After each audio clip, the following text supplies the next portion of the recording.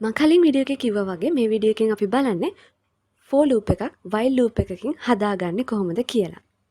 අපි මුලින්ම for loop එකක් ලිව්වොත් for අපි integer එකක් ගමු int I for I equals 0 I less than 5 I plus plus වගේ simple for loop එකක් ගත්තොත් අරගෙන අපිට printf එකක් දෙන්න පුළුවන් මේ විදිහට I වල value එක print වෙන.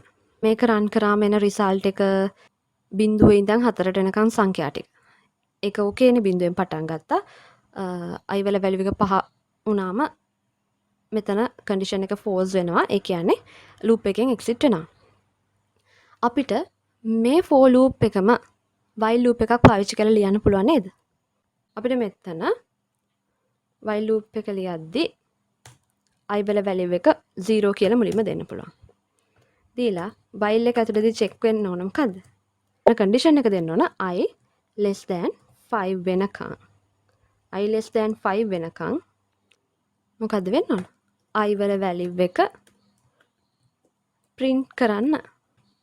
I වල value එක print කරනවා වගේම අපි අතන statements එකම line එකේ statements 3ක් ලිව්වනේ.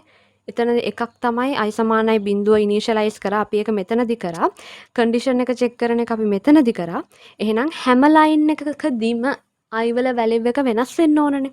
ඒ කියන්නේ හැම loop එකේ හැම round එකකදීම I වල value එක වෙනස් වෙන්න ඕන. අපිට ඒක මේ loop එකෙන් එළිය දාලා හරියන්නේ නැහැ කියන එක තේරෙනවනේ. ඇයි? loop එකෙන් එළිය තියෙන එකක් run වෙන්නේ යා loop එකෙන් exit වුණාට පස්සේ. එහෙනම් අපි මේ loop එකෙන් එළිය මොකක් හරි I වලට value එක වෙනස් කරන්න දුන්නා කියලා ඒක කිසිම වෙලාවක loop එක ඇතුලේ execution එකට බාධාවක් නෙමෙයිනේ. අපි මේ loop එක ඇතුලේ run වෙනකම්ම බලන්නේ I less than 5ද කියලා. හැම වෙලාවෙම I less than 5. එයි මෙතන I වල value එක වෙනස් කරන තැනක් නැහැ.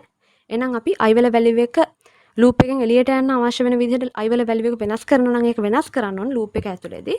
ඒ නිසා මෙතන I++ දෙනවා. දැන් අපි අර for loop එකම while loop එකකින් ලියාගත්තා. දැන් මේක run කරලා බැලුවොත් කලින් result එකම ඔයගලන්ට පේනවා. මේ තියෙන්නේ 0 ඉඳලා 4 වෙනකන් ඉලක්කම් ටික print වෙලා තියෙනවා. මේ විදිහට අපිට while loop එකකින් for loop එකක් හදාගන්න පුළුවන්. එහෙනම් අපි ඊළඟ වීඩියෝ එකෙන් හම්බෙමු.